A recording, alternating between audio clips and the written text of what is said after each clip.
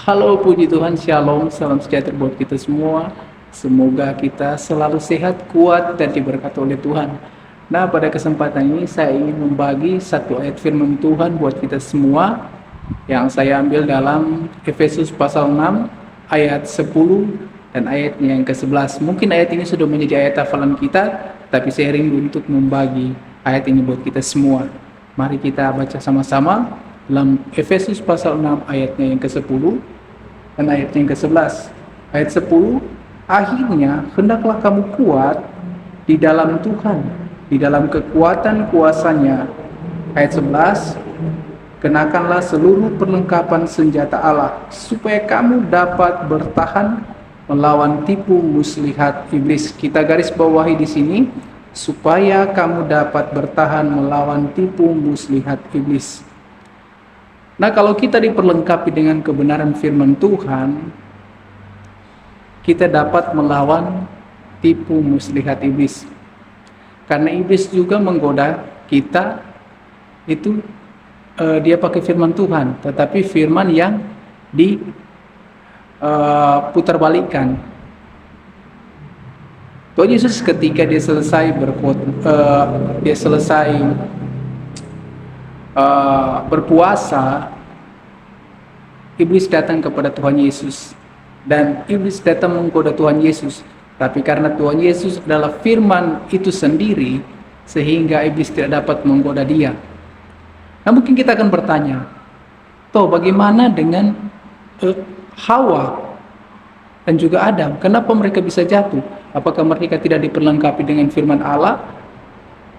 Mereka tahu firman Tuhan, Adam dan Hawa ya, tahu. Tapi kenapa mereka bisa jatuh? Itu karena mereka memberikan kesempatan kepada iblis. Hawa memberi kesempatan kepada iblis untuk berkomunikasi dengan dia, sehingga iblis memutarbalikkan firman Allah, sehingga dengan bodohnya Hawa percaya dengan perkataan daripada iblis, sehingga manusia jatuh dalam dosa karena mendengarkan perkataan iblis. Nah, kadangkala kita juga jadi sama seperti Hawa, karena kita memberikan kesempatan iblis berbicara kepada kita. Mungkin kita bertanya, wah, gimana iblis bisa berbicara kepada kita?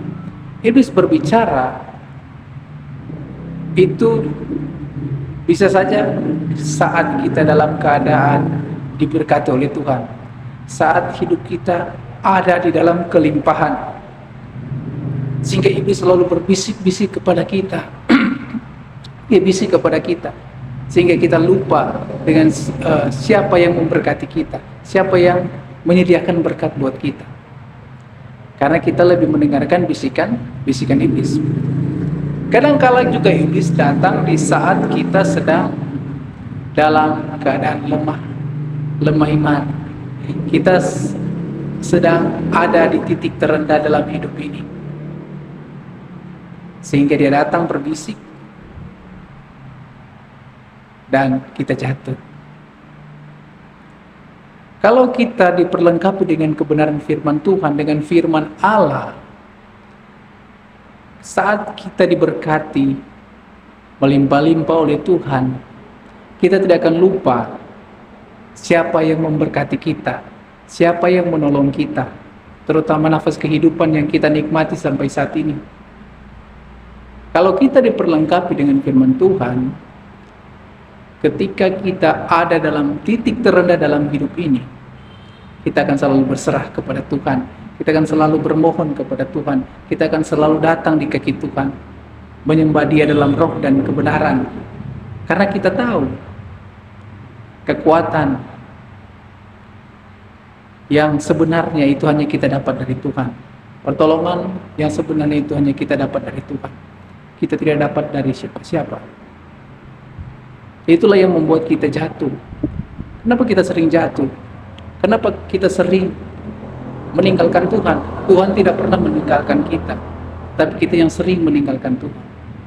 Kita berpikir bahwa wah, Tuhan sudah tinggalkan saya, wah, Tuhan sudah tidak ada buat saya. itu adalah pemikiran yang salah. Karena kita berpikir bahwa wah, Tuhan sudah jauh, Tuhan sudah tidak menerima saya adalah orang yang berdosa, saya adalah orang yang hina. Kita harus tahu bahwa Tuhan Yesus datang untuk kita.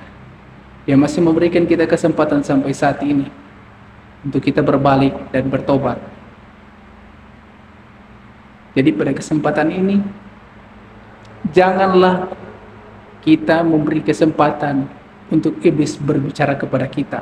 Kalau kita lihat Hawa, ketika dia berjalan-jalan di tengah-tengah taman, dia ketemu dengan ular. Dan ular ini dipakai oleh iblis dan berbicara kepada Hawa. Dia berkomunikasi dengan ular, dengan iblis. Coba kalau Hawa pada waktu itu tidak berkomunikasi dengan iblis, dia tidak memberikan kesempatan untuk iblis berbicara kepada dia, mungkin Hawa tidak akan memakan buah. Dan dia tidak akan berikan kepada suaminya, yaitu Adam, sehingga mereka tidak akan jatuh dalam dosa. Tetapi karena berikan kesempatan kepada iblis, sehingga hidup mereka bisa jatuh.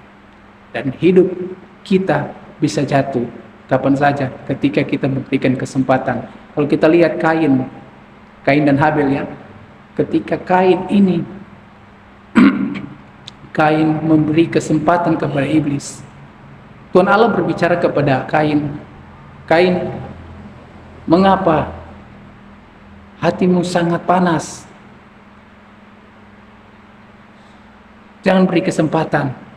Dosa sudah mengintip di depan pintu. Tetapi dia tidak mendengarkan apa yang difirmankan Tuhan, disampaikan oleh Tuhan.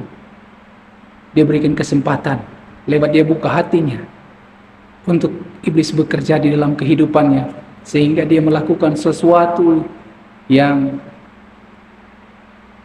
tidak baik.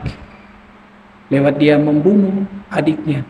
Ketika dia membunuh adiknya, dia pun menyembunyikannya di hadapan Tuhan. Dia tidak mengaku kepada Tuhan bahwa dia telah membunuh adiknya.